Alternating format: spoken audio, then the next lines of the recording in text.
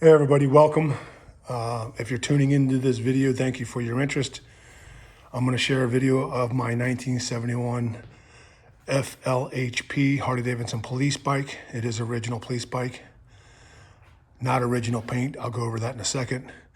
This is the third bike in my collection that I'm sharing on YouTube. I first shared my 1998 Harley Davidson Fat Boy that I dressed up like a 49 panhead with a lot of original parts. And I get a lot of good feedback on that one. Everyone loves that bike. It's an Evo, of course. And then my second bike was my '07 Road King Classic that I've dressed up like a 71 FLH. And if you care to, you can go back and look at some of those. You can look at those two videos. They're a little lengthy, 20 minutes, 25 minutes maybe. This one's probably gonna be the same. But anyway, I'll share a little backstory on this. What it looked like when I got it and just what I did to it basically. So like I said, it is original Harley Davidson police bike. I got this because originally one of my really good friends bought this bike because he was looking for a right side drum brake, mechanical drum brake. And those are 3-year only, 69 through 71 for the right side mechanical drum brake. And he wanted it. I was the one who was the front end because he was building a bobber and a chopper, but he's got several motorcycles. And they're hard to find. If you do, they're normally attached to bikes or they're taken up real quick because everyone wants them for their project build. So this one happened to be a project bike when he found it. It didn't have a title. A lot of the police stuff, a lot of the good stuff on this was already robbed off of it. I'm assuming anything worth money. It didn't have a title, and that's the biggest reason why. So I think somebody was parting it out and just selling some of the valuable stuff off of it. So it didn't have a lot of the stuff on it that you see now. And he had it for about a year and lost interest because he bought a couple early vintage original 47, 48 4-speeds, shovel head, or I'm sorry, he bought a 47 knuckle, 49 pan, and he's a couple dual glides, and he just kind of lost interest in doing the bobber thing. So it sat there for a year, and I said, well, what are you going to do with it? I said, I'm interested in taking it the rest away and actually putting it back to a police bike. We weren't sure it was a police bike, but the seller said everything he knows about it, he could have swore it was a police bike. He had nothing to base it on except for a few things on it, possibly. It didn't have a title. But my buddy bought it just for a project, so he didn't care about the motor, the title, or anything. And what happened was when we got it to his house, started going over it, we did notice that it had the mechanical bracket, or the bracket on the round swing arm for the mechanical siren. So that was already there. So that was a tell sign that, yeah, that's probably a police bike. It did have 3.5 gallon tanks on it, which is another tell sign that it was a police bike. It had an aftermarket police special. Let me see. Yeah, there was an aftermarket police special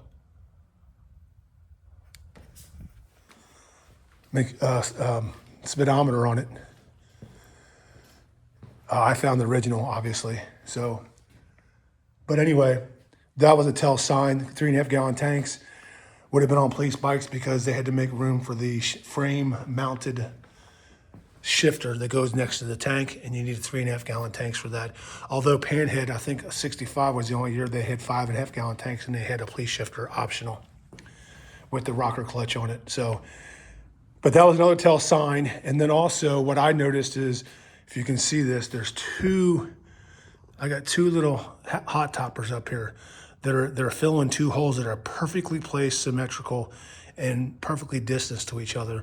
I'm assuming there was some kind of radio mount or light up here, is what I'm guessing.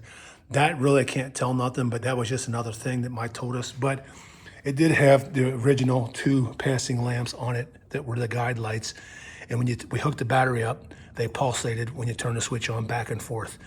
Now that tells me no one would have done that if it wasn't a police bike. They wouldn't have purposely done that. No one would have put this bracket on there if there wasn't a siren on there. You're just not going to do it. And whoever robbed the mechanical siren off of it, they weren't going to go through the time to take the bracket off because it's a lot of work. That's just my guess. So we were able to determine, yes, this is a police bike. It did have numbers. That told us little, but I still needed a title. So I got it from him. I love police bikes. This is my third one. I got an 84 over there, and I'll share in my next video. So I got it home, and I was going on. I didn't know anything about the bike. Neither did he. We just, we didn't know if it ran. It didn't even have a carburetor on it. So we did put a carburetor on it before I bought it. It did fire up. So we just turned it off. We knew it fired it up. We knew nothing about the transmission because it was missing a rear chain. The back axle wasn't even tight on there, so I didn't know if it had guts inside the drum brake. We didn't know why the chain wasn't missing. Is the transmission locked up and it won't roll, so they took the chain off of it. They literally robbed almost everything off of this to part it out, I guess. So I bought it, and the price reflected that for both of us. I paid him what he had in it, and the price reflected what he paid for it because it didn't have a title. It was missing all these parts. But I think police bikes are a little more valuable because they're rare. So I was hanging my hat on that even if it needed running or gone through the transmission, I was going to do that for what I paid in it. So that was my project. I got it. Getting it on a table, the first thing I did is I want to see what these tanks were. So they were rattle can black. Here, let me show you what it looked like. I'll show you this is actually the day I picked it up. Same way he found it over a year ago. I got it back in July. That's it on a trailer. If you notice, that's exactly how I got it and how he got it. And there was a correct T-bar on it for the pogo seats, no seat. The front end was all there. There's that aftermarket, the aftermarket Speedo on it. That fender was just, if you look, it was just rattle can black and been sitting for a while. It wasn't even really bolted up. There was a couple bolts in there that were kind of loose. It was missing a bolt. And then it had the original exhaust on it, by the way, the original headers, which you'll see that I took off, and I'll show you why I did that. Here is the profile side of the bike. It's exactly how it looked when I got it. It was missing the battery cover, the lid. Didn't even have floorboards on it if you look at it. No floorboards. There's the factory exhaust it had. And then it had some 80s fishtail mufflers on it, which I don't run on earlier bikes. They didn't look bad, but I wasn't going to run them. And then there's the correct tanks with the actual welded bracket for your badges. And then it had a few other things, but that was it. That front fender we just added on. It didn't have a front fender, but I was going to paint it birch white, so it didn't matter. And then there's another side, the profile side. There's the left side of it. Didn't have the seat on it. He just added that. But that's how the front end looked. And we turned the lights on, and they pulsated back and forth. So that also told us it was a police bike. Late model mirror, which I found the original mirrors. It had black wheels. It had the wheels on it. It had some late model tires. It had the hubcap on the other side. So all that was there and correct. And it actually had, if you look real close, it actually had a registration VIN number from like a police, like what state it was from. It was peeled off, but you could make out some numbers. So we definitely knew it was a police bike at that time. So anyway, what I did is I started, before I sent the tanks to my painter, I went on the backside and I started like a 2000 and just started sanding, and I found some original paint there. So I said, okay, there's some paint underneath here. Can I save it? So what I did is I started sanding, and what I did is as I'm sanding, I'm finding the original paint, and I'm able to save it looks like. Well, I just thought it was original birch white. I didn't know it was two-tone. If you look at this clear, crisp line through here, I was sanding. When I found the black, I didn't find the black. I thought I was sanding through the original primer paint. Someone painted it, not primer, spray paint. So I kept sanding until I got down to more birch white, and then I realized I'm sanding through a two-tone paint job. There you can see it underneath here. And then, there you go. This is a two-tone paint job for a police bike. And it went all up around here, and it went down the back side, the top of the tank, and then in the front a little bit, and around the gas cap. So by the time I sanded down to past the black to get to the white, I was already into the metal, and I couldn't save them. But it did reassure and affirm that, yes, these are original tanks, and there was original paint underneath there. There's your welded bracket on there for your badges. Had original Eaton gas caps. So at least to me, I knew their original paint. and they're original tanks now. So I sent it off to my painter, painted them satin birch white. I like the birch white. I did find the original birch white front fender, police fender, just like that at Gas City swap meet. And then it was enamel paint, a little bit glossy, and I hated painting over the original paint, but I wanted satin black. I didn't want this bike all glossy, so I took off the sticker and the decal, or the reflector, and had them paint it the same color as the rest of the bike, which is a satin birch white. And I really like the way it looks. And then I had to find the correct badges, 66 through 71. Those are the real correct badges. And then I found the original decals. This would have been on a 71. These were like 70 and 71 only, I believe, decals for that. Then I found I had the original, a real police shovel head, pan head solo seat. Correct seat, it's a real deal. I already had from a different project, so I found these are original 67 through 71 police bags and lids. Now the decals weren't on them. I had to find those, and I also had to find the original guide 67 through 71 reflectors. These are the amber ones that would have been in front. That was already there, so I didn't have to find those. These are almost impossible to find, and if you do, they are not cheap. I think I paid $30 or $40 a piece just for each decal, because there's a left and there's a right. There's two different ones because they face different directions. So I got $70 probably in decals, and I can't even remember what I paid for these. My buddy had one, and I found one, and I can't remember what I spent on it, but they were not cheap. So, but that's what's supposed to be on there. And then I wanted the bags to be, I found the bags, like I said, they were original. They were painted. They were already birch white, but somebody had repainted them birch white, which wasn't bad, except for they didn't take the hardware off, and you could see paint where they taped over it. Unless you take the hardware off, you're not going to get it right. So I would not have painted original paint birch white bags, but since someone already repainted them, I wanted satin black to go along with what should have been on this bike when I seen the original tank. So I went satin black. Wasn't sure how it was going to turn out, but when you dress it up next to the decals, which are satin black, it actually turned out really good. Turned out perfect. So there you have it. So back to the original exhaust was on here. And if you look, I wanted to add a kickstart to this bike. I have kickstarts on all my shovels. I love having the extra option. I love how they look, and I like earning it when you have to kick it. So I wanted to add a kickstart on it, but I really hated ditching the original pipe because most of the bike is like 90% original except for paint, and now the 2-in-1, which is a Paco. It's an aftermarket.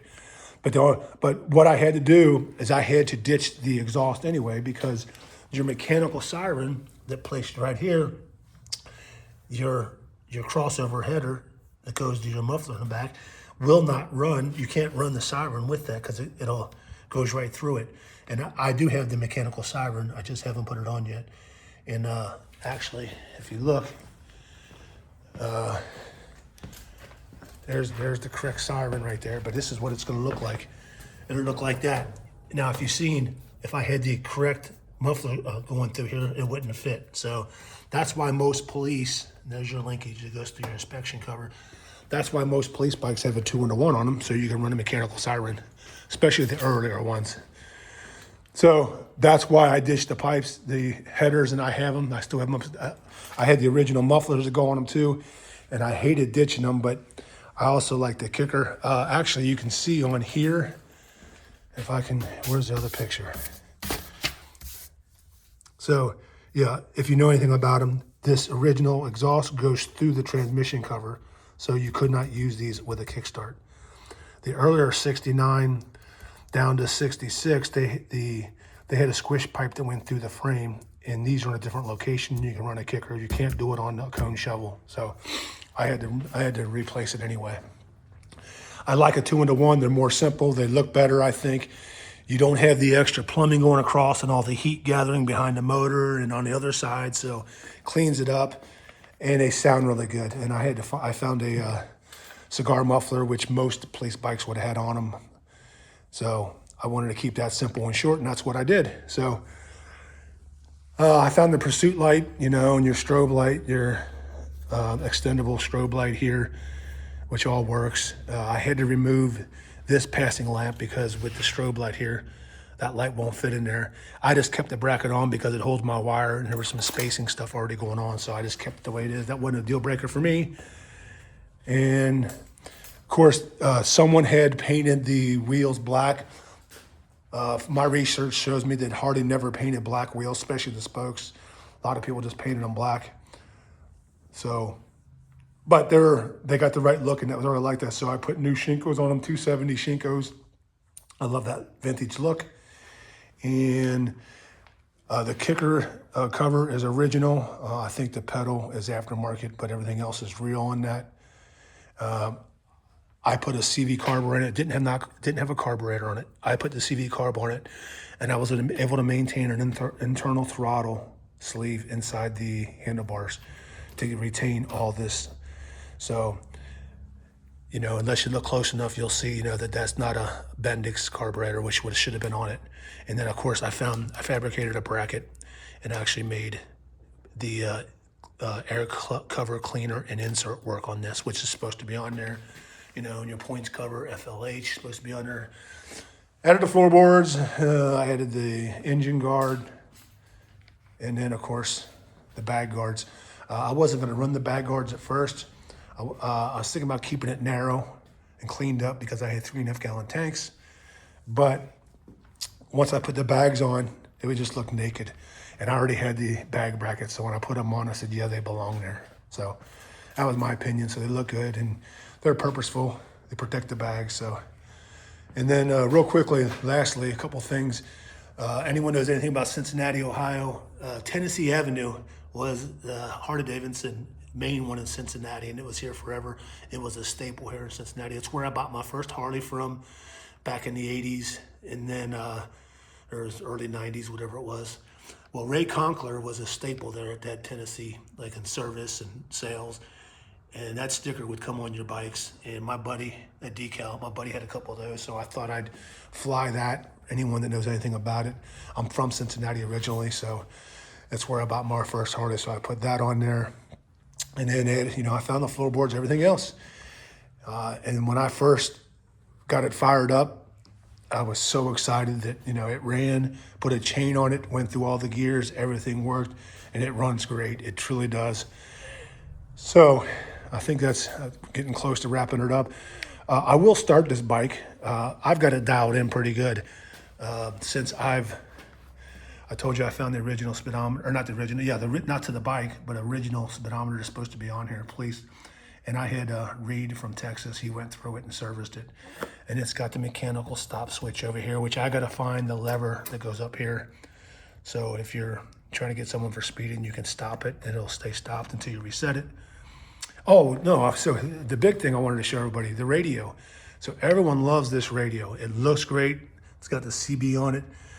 And a lot of the earlier bikes had the Motorola's on it, and this is actually from a 50s and 60s, early 70s police bike. So, but not only does this look good, this actually works. Now let me show you. Let me turn it on real quick, and I'll show you how it works. So, turn this on. Okay.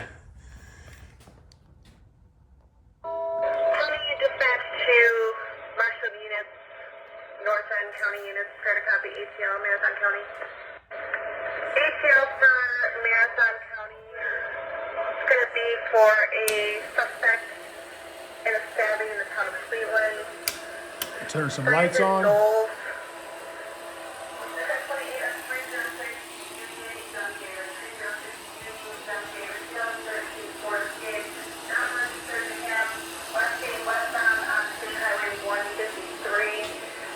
Unknown weapons is located, stopped, hold, strike, marathon. Cool, Marshall, do we have an address for him? I'm working on it right now. Marshall, 142.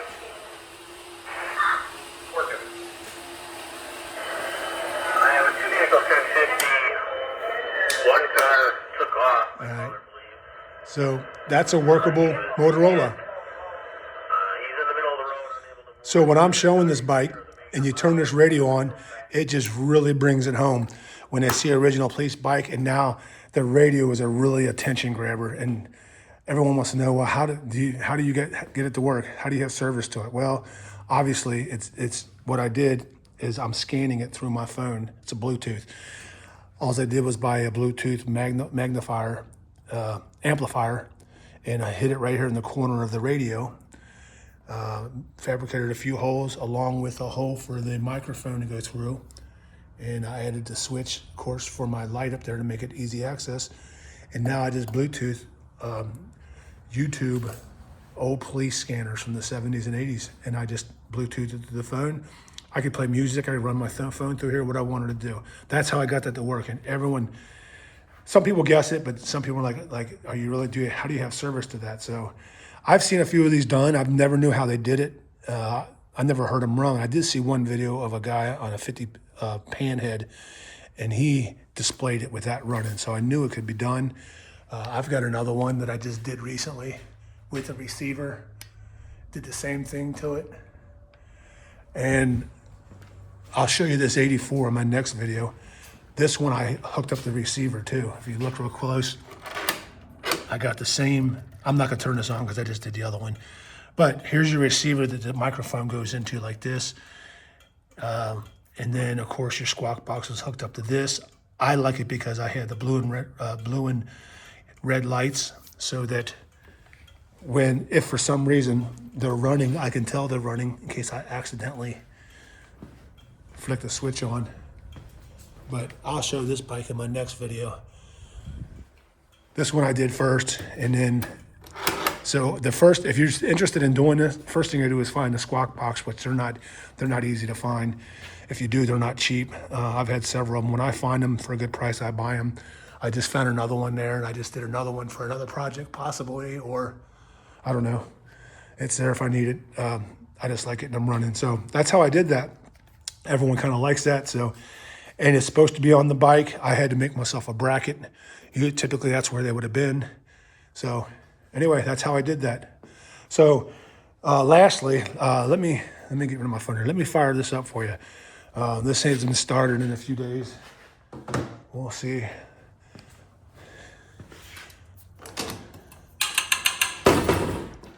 So it hasn't been fired up for a few days. We'll see if well, it might take me a few kicks on the first attempt because it's cold, but after it's fired up, this is literally the definition of a one-kick motorcycle. So let me see what I got here. It's cold right now. Let me get a few kicks in here.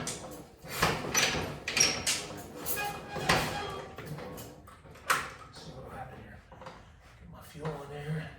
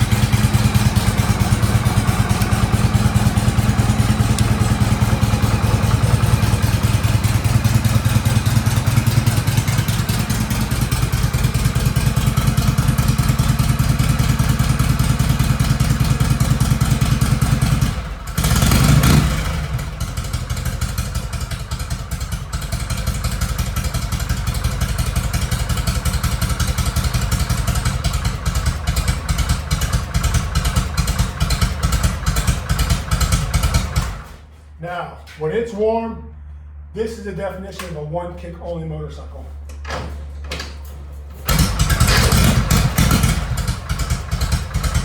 And when I say one kick, when it's warm, every single time.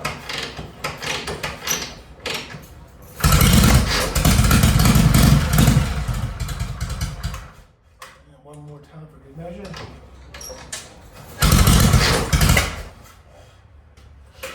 There you have it. So this thing is so dialed in. That's why I use I like running the electronic ignition, because if you have them dialed in, it's effortless when you kick it. I've decided to make this my kick-only motorcycle, even though it has a starter that works good. I like earning it. Most of my friends have 4 speeds with no kickstart, so when I ride, in fairness, I said, I'm gonna kick. This one's so easy to kick, it's effortless. I just go ahead and just kick it all the time. Even when it's cold, it might take 4 or 5 kicks, but it'll fire up. Once it's warm, it's golden every single time. So that's it. This thing is about dialed in as you can get it. This just draws a crowd. I haven't had it out a whole lot because I just finished it a couple months ago. But where I do take it, it draws a crowd and everyone likes it. So anyway, so that's my 1971 FLHP Harley Davidson police bike. If you're interested, my Instagram page is Tattoo Wheels, TAT2WHEELS, Tattoo Wheels. It's the same as my YouTube. I post a lot more stuff there with just pictures of my collection and motorcycle events, you know, some tattoo stuff and some firearms, but mostly motorcycles. So if you're interested, you can follow me there. And then, like I said, next, I think what I'm gonna do is I'll wait for a couple weeks and I'll probably do a video on my 84. If you're interested in looking at this one, has a really special story behind it. It'll probably be the same length as this one because there's a lot of stuff to talk about that one. It's a really interesting story how I got that one. I got that one done about 2 years ago, and that's probably my NFS. That's probably a never for sale bike.